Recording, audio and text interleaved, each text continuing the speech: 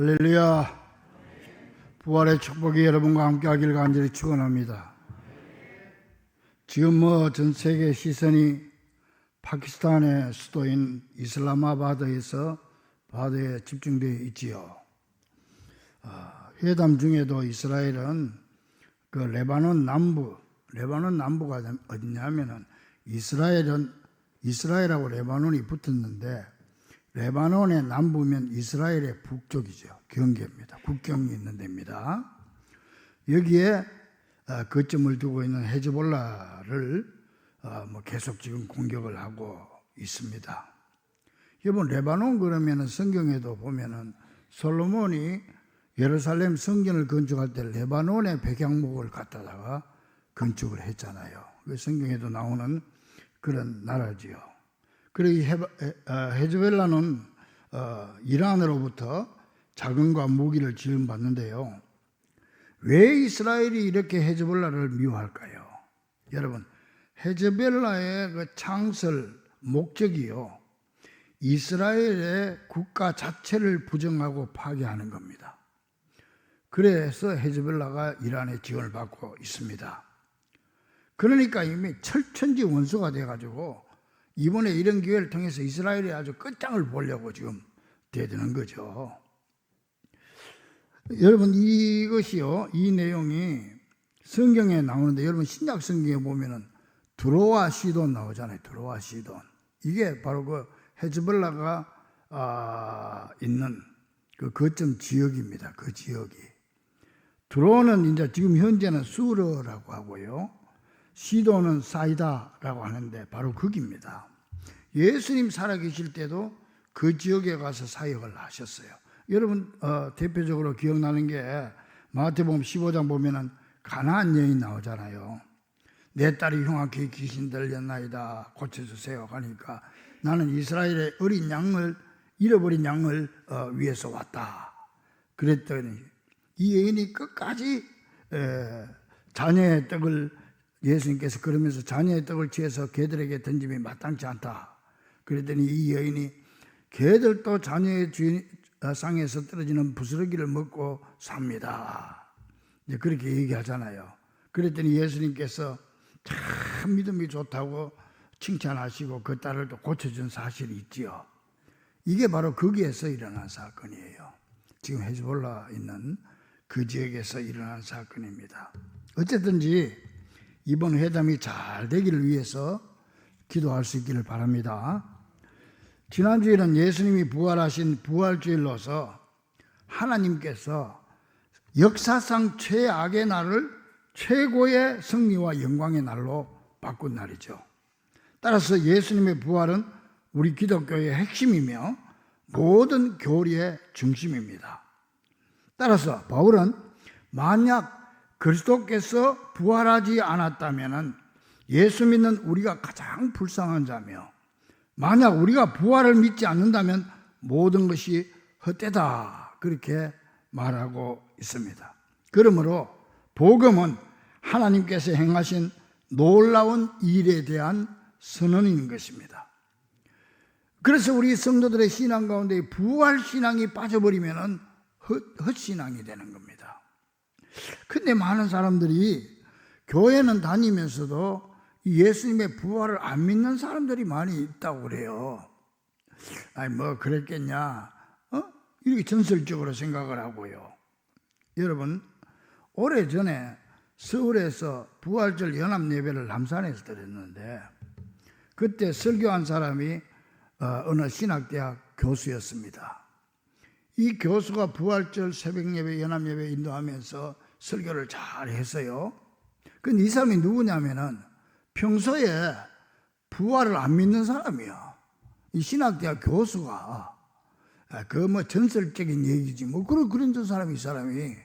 이 사람이 강사로 설교를 했는데 거기에 그 제자가 있었던가 봐. 그러니까 설교 다 끝나고 예배 끝나고 나서 내려오는 목사님한테 그 제자가 가서 교수님, 이제는 예수님의 부활을 믿습니까?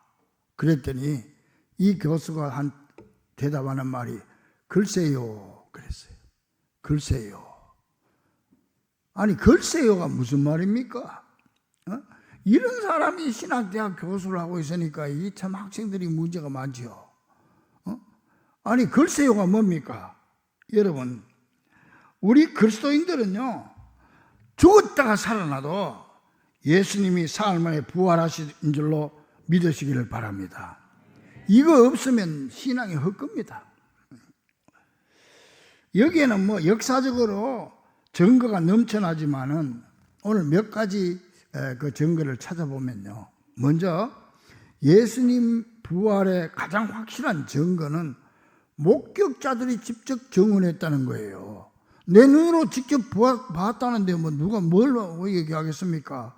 그래서 초대교회 성도들이나 사도들은 우리가 이 일의 증인이라고 하면 예수님이 부활한 것의 증인이란 말이에요. 나가서 미친 듯이 외쳤습니다. 그런데 이 사람들을 가만 보면은 예수님 십자가에 못 박힐 때 다 도망갔던 사람들 아닙니까? 그 예수님이 제자들을 또 그냥 다 도망갔잖아요. 그런데 이 사람들이 어떻게 하루아침에 이렇게 180도 바뀔 수가 있겠어요? 여러분, 이게 바로 부활의 능력인 줄 믿으시고 이런 능력을 사모하는 여러분 되기를 주의 이름으로 간절히 축원합니다. 여러분들도 이 부활의 능력을 믿으면 내가 아무리 결심해도 안 되는 게 있어요. 내 아무리 버리려고 해도 버리지 못하는 습관, 또 내 속에 나쁜 것이 있어요. 이거를 부활의 능력과 성령 충만 받으면 주님께서 해결해 주실 줄로 믿습니다. 사람은 같은 사람인데 바로 어제하고 오늘이 다른 거예요.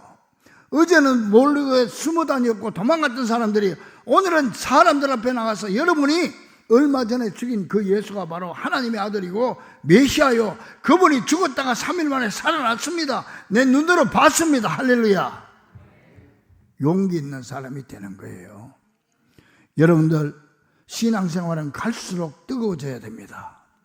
갈수록 나아져야 됩니다. 믿습니까? 변화돼야지 변질되면 안 되는 겁니다. 여러분의 신앙이 날로 독수리처럼 창공을 차고 올라가기를 주의 이름으로 간절히 축원합니다. 이게 바로 부활의 능력을 받은 성도의 자세입니다. 갈수록 예배도 더 늘어나고 신앙이 더 뜨거워지고 갈수록 충성과 헌신과 봉사도 더 뜨거워져야 됩니다. 갈수록 주님을 사랑하는 마음이 더 깊어져야 되는 거예요. 이 초대교회 성도들처럼.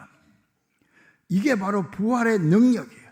제가 오늘 오후 예배 때는 부활의 능력에 대해서 좀 더 구체적으로 말씀드리겠습니다. 부활의 능력 받는 여러분 되기를 주의 이름으로 간절히 축원합니다. 그래서 예수를 믿더라도 좀 멋지게 뜨겁게 좀 믿어보세요. 그럴 때 하나님이 더 큰 축복과 은혜를 부어주십니다. 또 지난주에 말씀드린 것 같이 예수님의 시신을 쌌던 수위의 형태가 예수님의 부활을 증명하는 강력한 단서가 되지요. 윌리엄 바클레이라고 하는 유명한 신학자는 말했습니다. 세마포는 헝클어지거나 흐트러져 있지 않았다. 시신이 놓여있던 그 자리에 시신을 감싸면서 접힌 그 상태 그대로 놓여 있었다. 이게 바로 헬라 원어의 뜻입니다. 그대로 있었다. 무슨 말이냐면 번데기에서 나방이 쏙 빠져나오면 번데기가 그대로 있는 것처럼 그렇게 있었다는 거예요.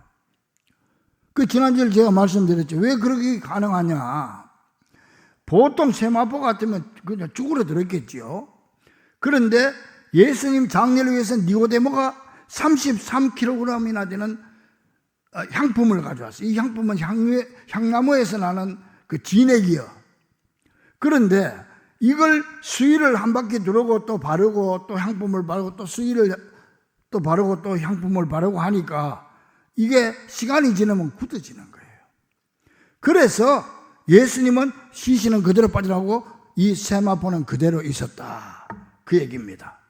이게 바로 여러분 확실히 주님이 부활했다는 증거 아닙니까? 사람이 만약에 그걸 건드렸으면 이게 어떻게 그렇게 번데기처럼 되어 있을 수가 있겠습니까? 주님이 새로운 모습으로 거기에서 죽음에서 빠져나왔다는 증거가 되는 거죠. 또 이 부활의 확실성은요, 여인들이 부활의 첫 증인이었다는 겁니다. 사복음서를 보면 하나같이 무덤을 찾아갔던 여인들이 부활의 첫 증인이라고 나오지요.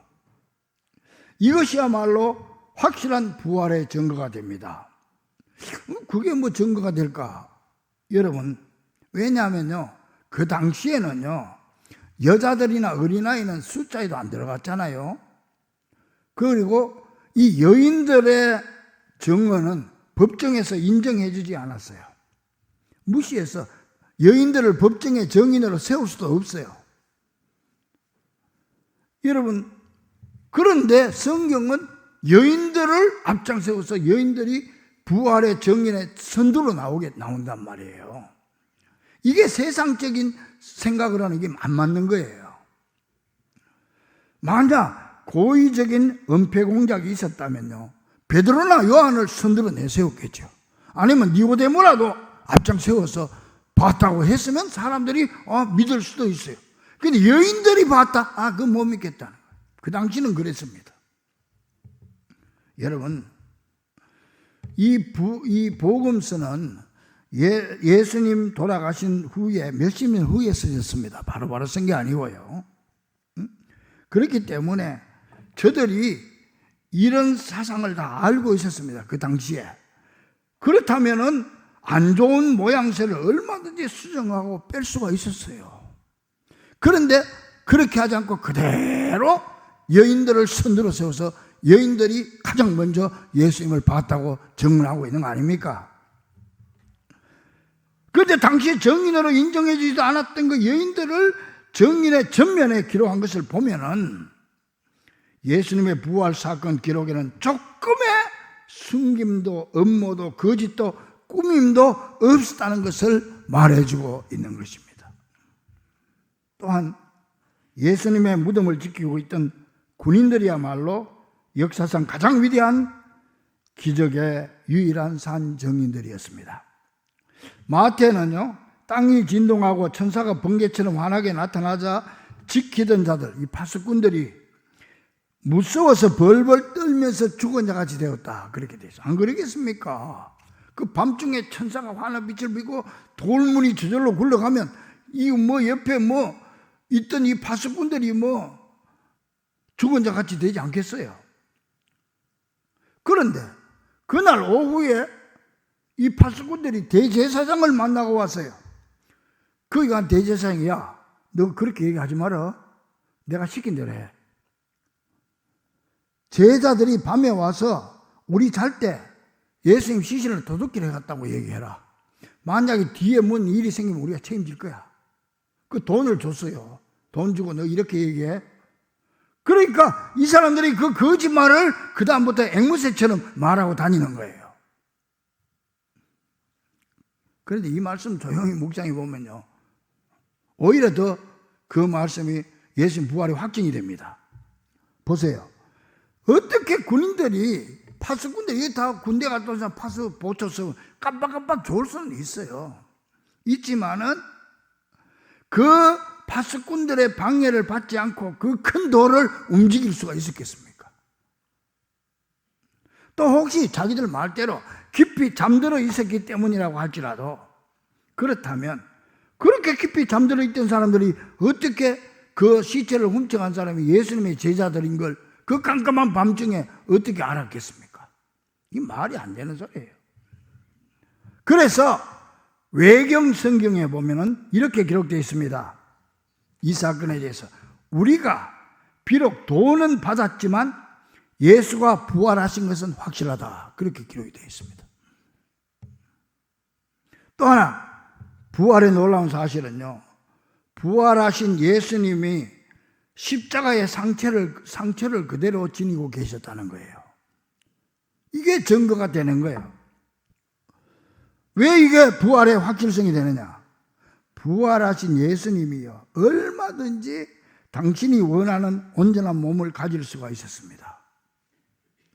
그런데도 굳이 상처를 그대로 두시고 제자들에게 상처를 봐라, 그 도마에게 상처를 만져봐라, 옆구리에 손을 넣어봐라, 왜 그렇게 만져볼 수 있도록 했을까요? 여러분, 이 역사학자들에 의하면요, 예수님 살던 당시부터 100년, 그 예수님 시대에, 그때에 자신이 메시아라고 주장한 사람, 자신이 십자가에 죽었다가 살아난 예수라고 주장한 사람이 15명이나 있었답니다. 지금도 우리나라에 재림 예수라고 말하는 사람들이 몇 명 많이 있잖아요. 그거 비슷한 거예요. 그런데 이 사람들이 예수 흉내를 낼지는 몰라도 하나 아무리 내려고 해도 낼 수 없는 게 뭡니까? 십자가의 상처입니다. 그 사람들에게는 그 십자가의 상처는 없었습니다. 따라서 만약 예수님의 손과 발 그리고 옆구리에 난 상처가 없었다면 사람들은 진짜 예수님을 구별하지 못했을 것이고 부활절 이야기는 완성되지 못했을 것입니다. 여러분, 저는 그 예수님의 상처 여기에 소망을 가집니다.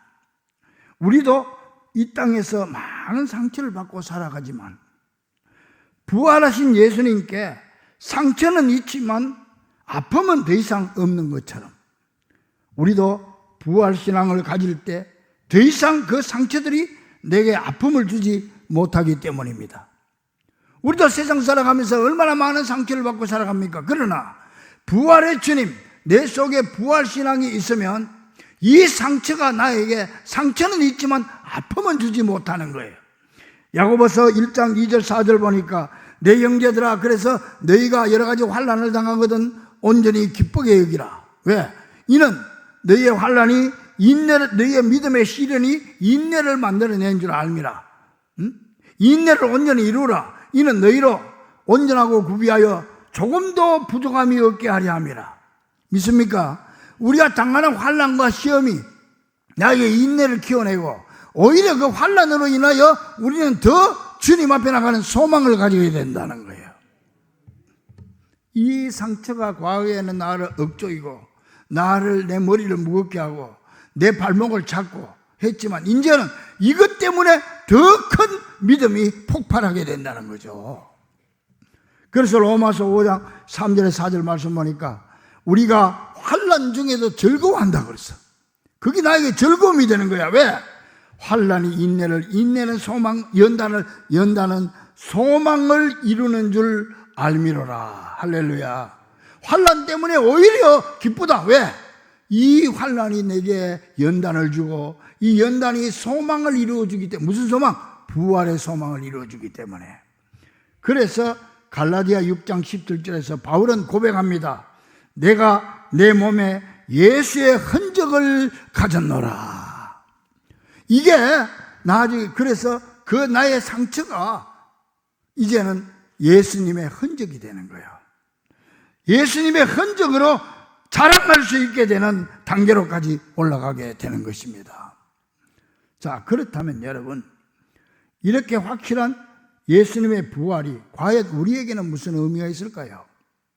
무엇보다요, 예수님의 부활은 하나님은 분명히 살아계신다는 것과 이 성경은 영원 불변한 진리라는 사실을 믿게 합니다. 그래서 오늘 본문 3절 이하에 보니까 이는 성경대로 그리스도께서 우리 죄를 위하여 죽으시고 장사 지낸 바 되셨다가 이 성경대로 사흘 만에 다시 살아나서 여러 제자들에게 직접 보이셨다. 그렇게 말씀하고 있습니다. 성경대로입니다. 성경은 영원히 변할 수 없습니다. 우리가 예수님의 죽으시고 부활하신 게 전부 성경대로 됐다고 그랬으니까 우리는 이 성경이 영원 불변한 진리임을 믿게 되는 줄로 믿습니다. 또 이 부활은요, 예수님으로 끝난 게 아니고 우리도 부활한다는 부활 소망을 가지게 해줍니다. 고린도전서 15장 20절 보니까 그러나 이제 그리스도께서 죽은 자 가운데서 다시 살아나사 잠자는 성경에 잠잔다는 건 전부 죽은 걸, 육신이 죽은 걸 전부 잔다고 그래요. 왜? 깰 데가 있으니까. 잠자는 자들의 열매가 되셨도다. 첫 열매가 되셨도다. 믿습니까? 여러분, 과일나무에 첫 열매가 맺히면 두 번째, 세 번째, 그 다음 열매 맺히는 것처럼 예수님께서 대표적으로 부활의 첫 열매가 됐으니까 우리도 부활하게 되는 열매가 될 수 있다는 거죠. 이 부활 소망을 우리에게 주고 있는 겁니다. 나아가서요, 여러분, 사망 권세를 깨뜨리신 예수님은요, 지금도 살아계시고 영원히 살아계신다는 사실을 증거하고 있습니다. 성경의 역사를 보면 죽었다가 살아난 사람들이 몇 명 언급돼요. 근데 여러분 이거 알아야 됩니다. 이 사람들은 죽었다가 부활한 게 아니에요. 살아났는데 부활이 아니고 소생한 겁니다. 소생한 거. 부활하고 소생하는 거 다릅니다. 여러분 구약에 보면 그런 사람 3명 나와요. 죽었다가 산 사람, 소생된 사람. 그리고 신약에는 예수님이 죽었다가 살린 사람 3사람 살렸죠. 나인성 과부의 아들, 회당장 야이로의 딸, 그리고 나사로. 그리고 제자들도 살렸어요. 예수님이 살린 자 베드로도 여제자 다비다를 살리고 바울도 유두고를 살린 그런 기록이 있지 않습니까? 그런데 이들은 말이죠, 부활한 게 아니고 소생한 겁니다. 대표적으로 나사로를 보세요. 예수님 나사로가 죽었다는 소문을 듣고 바로 가지 않았어요. 여러분, 예수님이 평소에도 나사로 집에 굉장히 신세를 많이 진 사람입니다. 늘 왔다 갔다 하면서 그 집에서 제자들하고 함께 주무시기도 하고 먹기도 하고 쉬시기도 하고 그랬어요. 그랬다면 그래서 성경에 사랑하는 나사로라고 그랬어요. 사랑하는 나사로가 죽게 생겼다고 그러면은 오냐 그러고 한 살을 제쳐놓고 뛰어가야 될 낀데, 예수님은 그 소리 듣고도 나흘 후에 갔어요. 나흘 후에. 그러니까 마르다가 그냥 삐져가지고 예수님이 계셨으면 안 죽었을 텐데 안 계셔서 죽었다고 그랬어요. 여러분, 왜 예수님이 바로 안 가시고 나흘 만에 가셨을까요?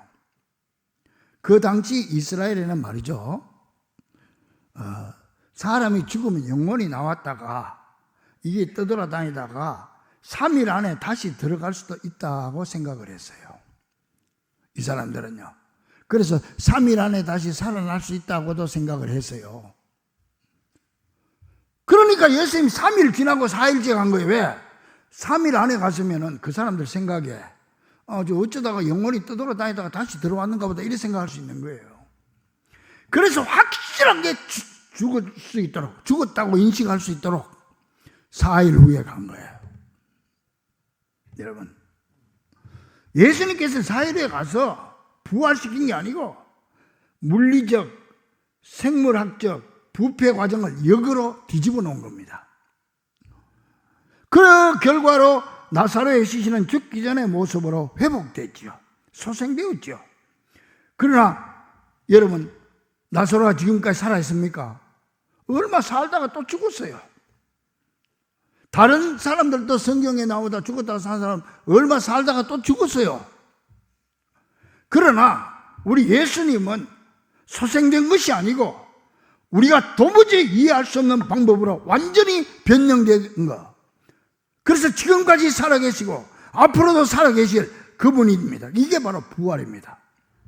우리도 부활하면 그렇게 될 줄로 믿습니다. 그래서 예수님 보세요. 이 부활하니까 나사로는 부활해 살아가지고 자기 집에 갔어도 옛날처럼 살다가 죽었겠죠. 근데 예수님의 부활은 완전히 변형된 거예요. 우리가 이해할 수 없는 방법으로. 그래서 더 이상 시공간이 없어지고요, 자유로이 어디든지 모습을 드러내거나 사라질 수 있었고, 닫힌 문을 그냥 통과할 수도 있었고, 제자들과 음식도 함께 먹을 수 있었고, 이런 모습으로 변화된 거예요. 때로는 예수님이 다른 사람들이 다 알아볼 수 있는 모습으로 나타나기도 하고, 또 어떨 때는 전혀 낯선 사람으로 나타나기도 하고. 여러분, 엠마오로 가는 두 제자에게 예수님이 나타났잖아요. 근데 어떤 목사님들 그럽니다. 영안이 다쳐가지고, 물론 영안이 다쳤지, 다쳐서 예수님하고 같이 가면서도 제자들이 얼굴도 알아보지 못했다는데 그건 아니고, 물론 영안이 열리지 않아서 깨닫지 못한 사실이지만은 그때는 예수님이 다른 모습으로 나타난 거예요.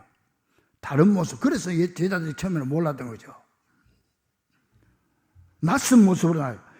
그래서 예수님은 부활하신 다음에 얼마간 살다가 다시 죽은 게 아니고 40일 동안 이 땅에 계시면서 10번 이상 사람들에게 나타나셨고, 나중에 성천에서 지금까지 하나님 우편에서 우리를 위해 기도하고 계시고, 성경대로 장차 제 이름으로 이 땅에 오실 줄로 믿습니다. 예수님이 감람산에서 성천하실 때 한 500명이 지켜봤다고 그랬어요. 지켜봤어요. 예수님이 하늘로 성천하시는 거. 예수님의 음성도 직접 들었어요. 내가 너희들 본대로 다시 온다. 내가 너희 성령을 줄 거다. 오직 성령이 너희에게 임하면 너희가 권능을 받고 예루살렘과 온 유대와 사마리아와 땅끝까지 내 증인이 될 거야. 여러분, 성령 받으면 증인이 되고 능력을 받는 디나미스라고 하는데, 이 능력이란 말이 영어로 디나미스란 말이 영어로는 다이나마이트로 번역이 돼요. 비슷하잖아요. 그리고 또 다이나마이트가 아니고 다이나믹으로도 번역이 된 거예요. 성령 받으면 이런 능력이 나타나는 거예요. 교회도 가고 싶고, 할렐루야. 오후 예배도 그냥 참석하고 싶고. 아멘 없어요? 안 오려고 작정을 하고 앉아있으니까 되나 말이야. 성령 받으면 가기 싫어도 와요. 이게 부활의 능력이고 성령의 능력이야. 디나미스, 다이나마이트 막 터지는 거예요. 다이나마이트처럼. 그렇게 되는 거예요. 새벽 되면 그냥 새벽 기도 가려고 잠이 깨지는 거예요. 그렇게 해서 이게 다이나마이트 맞는 거예요. 다이나마이트처럼 터지는 거죠. 이런 능력을 받게 된다는 거예요. 그런데 500명이 이제 그걸 보고 그썩 들었단 말이에요. 그런데 그 중에서도 380명은 이거 뭐 그렇게 해서 그러고 집을 돌아가 버렸어요. 그리고 그 중에서 120명만 마가다락방에서 기도해서 성령 받았다. 그 120명 축에 우리 성도들 다 들어갈 수 있기를 간절히 축원합니다. 그냥 집으로 돌아가는 게 아니야. 모여가지고 기도했더니 120명이 성령 충만 받은 거예요. 그래서 오늘 본문에도 있잖아요. 많은 대다수의 사람이 살아있다. 그때 예수님이 하늘로 올라갈 때, 성전할 때 본 사람들이 여기 다 대다수 살아있다 이거예요. 지금 이 성경을 기록할 당시에. 그리고 일부는 죽었지만 대부분이 살아있다고 그랬잖아요. 그 사람들이 다 지금 살아있는, 눈으로 본 사람들이 살아있게 주님은 부활하셨고 성천하셨다. 그런데도 못 믿으면 어떻게 되겠습니까? 여러분, 아예 믿으려고 작정하시기 바랍니다. 안 믿으려고 작정하지 말고 믿으려고 작정하세요. 그래서 나는요, 주님의 부활을 생각할 때 필립 얀시의 글에 나오는 비문이 떠오릅니다. 루이지애나 주의 어느 시골에 교회 묘지가 있는데요, 그게 한 할머니의 묘가 있습니다. 큰 떡갈나무 아래에 할머니 묘지가 있는데, 그게요, 할머니 유언에 따라서 묘비에 짤막하게 써져 있습니다. 한번 따라합니다. 기다리는 중. 누굴 기다린다는 거예요?